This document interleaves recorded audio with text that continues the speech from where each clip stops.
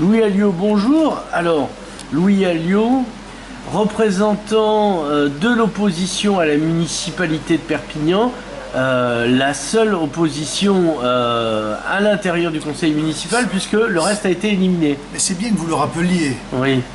Le reste s'est auto-éliminé. C'est pas pareil.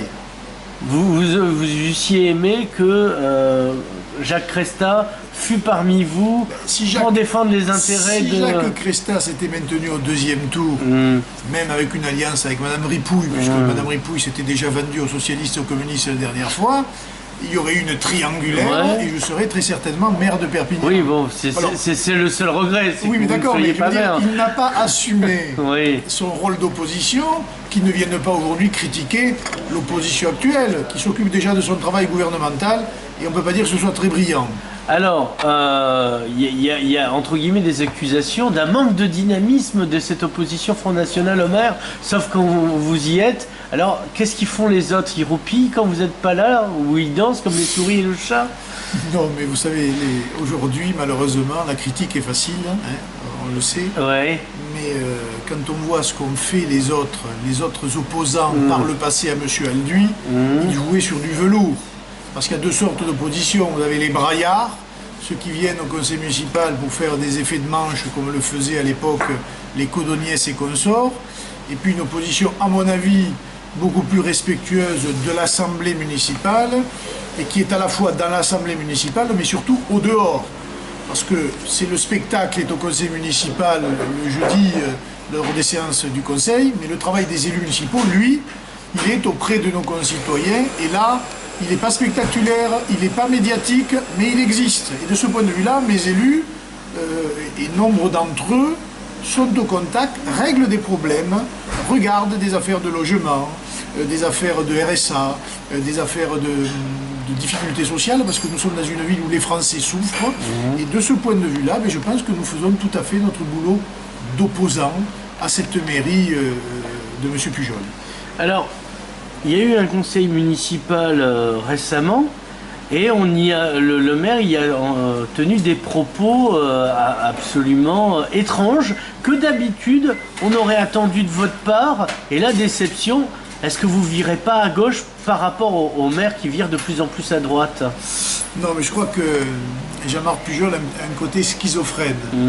C'est-à-dire que moi je partage beaucoup, quelquefois, des positions qu'il peut avoir, en tout cas en privé, sur l'insécurité, la manière de régler l'insécurité, la demande de policiers, enfin bref, l'aspect sécuritaire qui est de notre programme, et puis la réalité de sa politique, qui est une politique d'achat communautaire, d'achat de paix civile, et on le voit ça dans les quartiers comme à Clodion ou dans des quartiers comme ça, où l'insécurité continue, les bandes continuent à pourrir la vie des honnêtes gens, quels qu'ils soient par ailleurs, et où la mairie est assez absente. Parce qu'il n'est pas évident, évidemment, de lutter contre l'insécurité dans ces quartiers-là et d'utiliser un certain nombre de personnes qui créent l'insécurité comme des soutiens électoraux par ailleurs.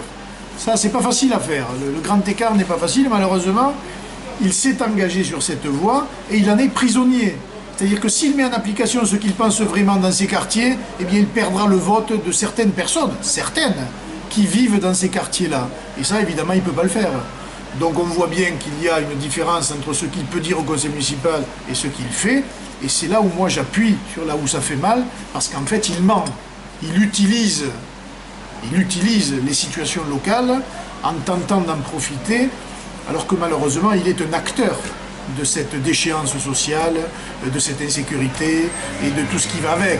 Bon, là où je suis d'accord avec lui, l'État ne fait pas son travail. Voilà. Moi je regrette, les chiffres de l'insécurité à Perpignan sont dramatiques. Le préfet est responsable, le procureur avec. Nous n'avançons pas, alors que nous sommes en état d'urgence, qu'il y a eu soi-disant des effectifs supplémentaires, que paraît-il, il y a beaucoup plus de répression dans la rue. Eh bien, je me dis qu'alors la délinquance est beaucoup plus grave, puisque les chiffres sont ce qu'ils sont. Il y a une augmentation à Perpignan des chiffres de la délinquance. Ah, mais ils ont dû arrêter des écolos et des syndicalistes avec l'état d'urgence. Oui, c'est le but. Ou des généraux de Légion étrangère. Voilà, ça arrive. Donc, vous étiez donc au conseil municipal et vous alterquiez, si je puis néologiser un peu, et détourner du mot altercation son verbe, vous alterquiez le maire Jean-Marc Pujol sur le financement des mosquées à Perpignan qui sont d'origine étrangère. Alors, Arabie Saoudite, Turquie, si je puis résumer le... Écoutez, moi j'ai pris un article qui est sorti, une enquête qui est sortie dans une double page sur le journal local de l'Indépendant, où on a appris qu'il y avait une installation importante des salafistes à Perpignan, qu'une mosquée, celle de Saint-Jacques, que je ne connais pas particulièrement, qui est l'interface... Que vous ne fréquentez pas particulièrement. Non, qui est l'interface entre les pouvoirs publics, c'est Dixit le journal. Oui, c'est Julien Marion qui a écrit là. Et l'Arabie Saoudite, oui. que je trouve quand même assez particulier, lorsqu'on sait que l'Arabie Saoudite, comme le Qatar, sont quand même deux forts soutiens de certaines factions terroristes qui sévissent dans le monde. Moi, je trouve ça assez curieux.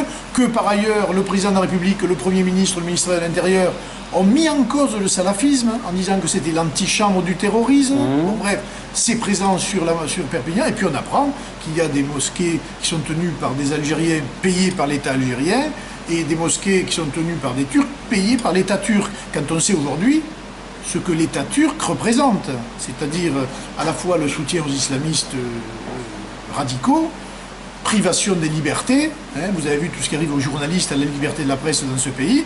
Bref, voilà, moi je demande à ce que la laïcité s'applique, pas de financement étranger de lieux de culte sur le sol de Perpignan. Et là, le maire est absolument aux abonnés absents. Rien, apparemment, ne l'atteint. Alors, il vous a répondu à un truc qui est un peu... totalement irrationnel par rapport à la question, et qui aurait pu le faire passer pour quelqu'un du Front National à la grande époque, celle de Jean-Marie Le Pen. Alors, qu'a-t-il balancé? Non, parce que le propos était à la fois sur ces mosquées, ça c'était une partie du propos. Ouais. Et l'autre partie du propos était sur la menace terroriste qui existe encore en France. Et là, il a dit, mais ça ne tient, de toute façon, si ça ne tenait qu'à moi, le problème serait réglé, car j'irai tuer les islamistes avant qu'ils ne me tuent. Ce à quoi je lui ai dit, donc vous êtes pour la peine de mort.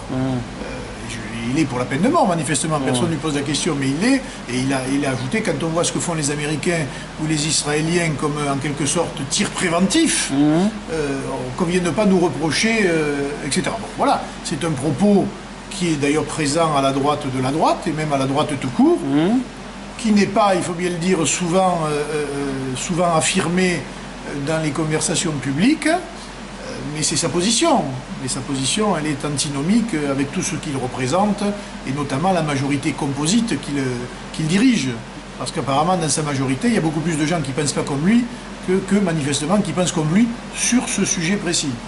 Donc en fait, il aimerait bien pouvoir avoir les mêmes affirmations que vous, sauf que comme il représente le Front républicain... Non, je crois que c'est autre chose. Je crois qu'il souffre d'un manque de reconnaissance et de notoriété nationale. Il veut faire son Robert Ménard. Exactement. Bob Ménard, ça y est. Je pense qu'il veut faire son Robert Ménard, parce qu'il se dit Ménard avec son affiche, avec son pistolet, je ne sais pas quoi. Il a fait toute une théorie d'ailleurs sur le pistolet malurin. Moi, je ne suis pas un spécialiste des armes, donc je n'en sais rien.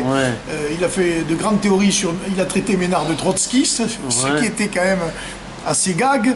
Bon, pour le coup, c'est vrai, mais bon, oui, quand même, il le fut. C'est quand même marrant. Et en me disant, mais chez vous, il y a beaucoup d'anciens trotskistes. Bon, je ne vais pas lui rappeler... Ah bon, au Front National? Non, là, je crois que... Je ne veux pas lui rappeler quand même Jacques Chirac et un certain nombre d'autres personnages qui ont peuplé la droite dans les années 90 et dans les rangs du RPR ou même d'autres factions de la droite en général. Mais voilà, je pense qu'il cherche à se montrer, il cherche à provoquer. C'était l'affaire... Tout le monde s'en fout, C'était l'affaire des fusils d'assaut. Oui, voilà. S'il pouvait, il donnerait à la police municipale ses fusils d'assaut. Alors je lui dis pourquoi pas des Charles Leclerc aussi pour la police municipale. Bon voilà, je pense qu'il fait un peu de démagogie, parce qu'il sent bien que Perpignan, la population de Perpignan ne le soutient plus, ne tolère plus ses excentricités. Et puis voilà, il y a du mensonge. Il y a du mensonge, et pas que sur la sécurité. Et ça, les Perpignans n'en veulent plus. Voilà. Alors récemment, il s'est attaqué en public à Jean-Pierre Bonnel, blogueur et écrivain, à propos d'un article sur les rumeurs. Alors, est-ce que vous confirmez des rumeurs ou est-ce que franchement on abuse sur ce pauvre Jean-Marc? Non, honnêtement, moi je ne suis pas favorable à ce genre d'exercice. Parce qu'on peut faire des articles, mais c'est trop facile de faire un article sur les rumeurs. Parce que moi demain, je prends ma plume et j'écris les rumeurs qui existent sur M. Bonnel, je raconte n'importe quoi, et ça laisse un doute, ça laisse quand même... Je ne suis pas du tout pour ça, et je trouve le système un peu pervers. Je tiens à vous le dire. Ça fait un peu je suis partout. Écoutez, ça pourrait tomber parce que le Je suis partout, tout le monde l'oublie, était un journal collaborationniste de gauche. On l'oublie quand même, qu'on classe aujourd'hui assez facilement, mais c'est qui était tenu longtemps. Brasillac était un gauchiste. Qui a été longtemps tenu par des anciens de Marcel Déat, du RNP, et donc je veux dire, voilà. Mais c'est vrai que la rumeur et la manière dont c'est exposé, ça peut être catastrophique. Et moi, je ne suis pas du tout favorable à ce genre de choses et à ce genre de presse. Alors, il s'est énervé, le maire. Je veux dire, il faudrait qu'il regarde ce que racontent ses propres élus sur sa propre politique ou sur ses agissements. Et il verrait que les rumeurs ne sont peut-être pas le fait de journalistes qui ne sont pas du tout de ma paroisse, mais peut-être le fait de gens qui sont proches de lui.